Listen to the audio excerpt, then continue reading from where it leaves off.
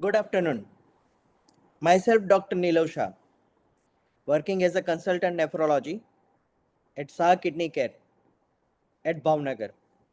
છેલ્લા 8 વર્ષથી કિડનીના રોગના દરેક પ્રકારના લક્ષણો વિશે ઘણી જગ્યાએ વાતચીત કરેલી છે, પણ સૌથી વધારે ફેવરિટ મારું કહી શકાય કે જેના વિશે ઘણી ગેરમાન્યતાઓ પ્રસરી રહી હોય અને જેને ઘણી વખત નિગ્લેક્ટ કરવામાં આવતો હોય એવા લક્ષણ એટલે કે પેડેલિડીમા એટલે કે પગે સોજા આવવા વિશે આપણે આજે વાત કરીએ છીએ.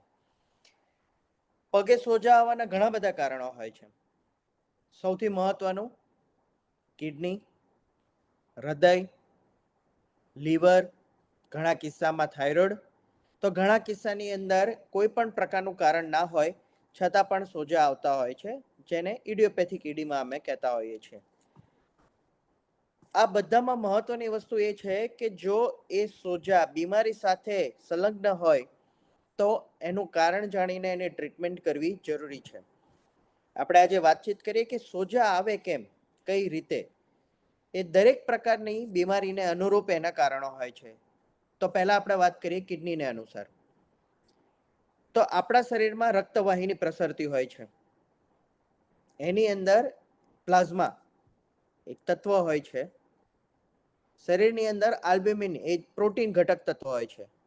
આ બધી જ વસ્તુઓ બેલેન્સ ચાલતી હોય ત્યારે શરીરમાં એ રક્તવાહિનીમાંથી એ દ્રવ્ય પ્રસાર થાય અને બીજી બાજુથી એ શોષાઈ જતું હોય છે. પણ જ્યારે એ દ્રવ્ય પાછું રિટર્ન રીએબ્સોર્બ ના થાય ત્યારે જે જગ્યા પોલાણ પડ્યું હોય ત્યાં ભેગું થાય છે અને એ ભેગું થાય એટલે સોજા આવે. અને એ સોજા પગના પંજાથી સ્ટાર્ટ કરીને પેટમાં પાણી ભરાય ત્યાં સુધી અને આંખની આસપાસ અને ઘણા ક્રિટિકલ કિસ્સામાં ફેફસાની આસપાસ પણ જોવા મળે ત્યારે દર્દી શ્વાસ લેવામાં તકલીફ અનુભવે છે.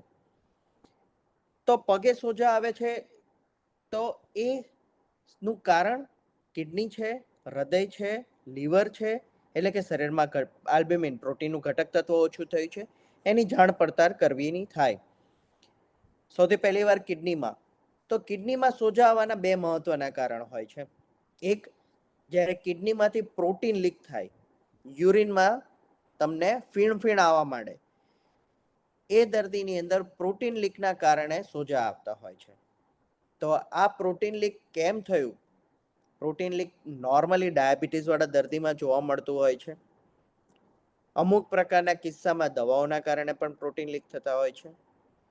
અમુક ઓટો ઇમ્યુન બીમારી એટલે કે આપણી રોગ પ્રતિકારક શક્તિ જ આપણી કિડનીને નુકસાન કરે એ બીમારીમાં પણ સોજા જોવા મળતા હોય છે. તો એક કારણ થયું કે પ્રોટીન લીક થવાના કારણે. તો એ પ્રોટીન લીક થવાનું કારણ એના માટે જરૂરી ઝાડ એટલે કે બાયોપ્સી એ કરીને એનું નિદાન કરીને એની સારવાર કરવાથી એ સંપૂર્ણપણે સોજા ઉતરવાની શક્યતા વધારે રહે છે. બીજા નંબરનું મહત્વનું કારણ છે કિડનીની કાર્યક્ષમતામાં ઘટાડો થવો.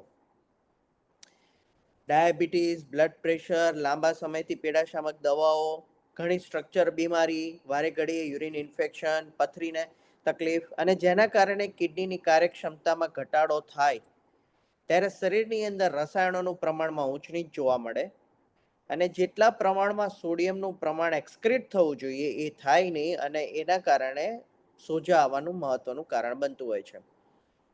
આવા પ્રકારના દર્દીઓને કિડનીની કાર્યક્ષમતા વધારે બગડે નહીં અને અમુક પ્રકારની દવા એટલે કે ડાયુરેટિક્સ, ડાયટોર, લેસિક્સ બહુ પ્રચલિત નામ છે, એનાથી સોજા ઉતારવાનું હોય છે. પણ ધ્યાનથી એક સાથે વધારે પડતા સોજા ઉતારવાનું પણ નુકસાનકારક પ્રવૃત્તિ છે. આ થઈ કિડની વિશે વાત. બીજું આવે હૃદય. જ્યારે હૃદયની પમ્પિંગ કેપેસિટીમાં અસર થઈ હોય કે જમણી બાજુના હૃદયમાં અસર થઈ હોય ત્યારે પણ આ જ પ્રકારના સોજા આવતા હોય છે, જેની તપાસ ઇકો દ્વારા કરીને એને અનુરૂપ દવા લેવાની આવતી હોય છે. ત્રીજા નંબરનું કારણ છે લીવર, એટલે કે શરીરમાં આલ્બ્યુમિનનું પ્રમાણ ઘટે, એમાં પેટમાં પાણી ભરાવાનું, પગે સોજા આવવાનું. તો એ વસ્તુને સિરોસિસ કહેવાય, એટલે કે લીવરના એન્ડ સ્ટેજની અંદર એમાં પણ સોજા જ થાય.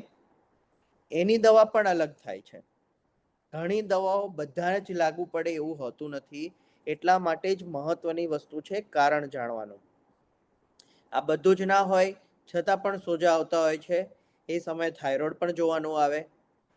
થાઇરોઇડ નોર્મલ છે, ડાયાબિટીસ નથી, કિડનીની તકલીફ નથી, લીવરની નથી અને હૃદય પણ સારું છે, તો ઘણી વખત પોસ્ટ મેનોપોઝલ વુમન જે 50 થી 55 વર્ષ, 45 થી 55 વર્ષની આસપાસ હોય એમાં પણ સોજા આવતા હોય છે, જેનું કોઈ સ્પષ્ટ કારણ નથી હોતું, પણ હોર્મોનલ ઇમ્બેલેન્સના કારણે પણ સોજા આવી શકે છે, જેમાં ખાલી સાંત્વના આપવાની હોય છે, થોડો ઘણો ખોરાકમાં ફેરફાર કરવાનો હોય છે. આ બધામાં એક મૂળ ટ્રીટમેન્ટ છે સોલ્ટ, એટલે કે મીઠાનું પ્રમાણ ઘટાડવું. જ્યારે સોજા કિડની, લીવર કે હૃદયના કારણે હોય ત્યારે મીઠાનું પ્રમાણ જેટલું ઘટાડવામાં આવે એટલી જ દવાની અસર સારી રીતે વધે અને સોજા ઉતારવામાં હેલ્પફુલ થઈ શકે. આપણને ઘણી વખત એવું છે કે કિડનીના દર્દીઓએ તો પાણી પીવાનું જ હોય, અમને પણ એમ કે સાહેબ અમારે પાણી નહીં પીએ તો કિડનીની તકલીફ વધી નહીં જાય. ના, એવું નથી હોતું. એ તમારા પગે સોજા હોય તો જે દવા આપીએ એ દવા વધારાનો યુરિન માટે વધારાના પાણીને બહાર કાઢતું હોય છે. એવા સંજોગોમાં સોલ્ટ ઓછું કરવાની સાથે સાથે પ્રવાહી પણ ઓછું કરવામાં આવે છે, તો જ એ સોજામાં રિઝલ્ટ મળે. ટૂંકમાં સોજા એ સાવ ફેંકી દેવા જેવું સિમ્ટમ્સ નથી, પણ ગભરાવા જેવું પણ નથી. એનું કારણ જાણવાનું જરૂરી છે, શેના કારણે થયું એની ડિટેલ તપાસ કરીને એ કારણ જાણીને એની ટ્રીટમેન્ટ કરાવવાથી એનો નિકાલ કરવો જરૂરી છે. ઘણી વખત સોજા ઉતરી જાય, દર્દી ભૂલી જાય, પણ દર્દીને હંમેશા એક વસ્તુ થવી જોઈએ, મને સોજા આવવાનું કારણ શું છે. ના, મને કોઈ પ્રકારની બીમારી હોય તો સોજા કેમ આવવા જોઈએ. એટલે સોજા ઉતારવા નથી જરૂરી, સોજાનું કારણ જાણીને એને મટાડવું જરૂરી છે. Thank you.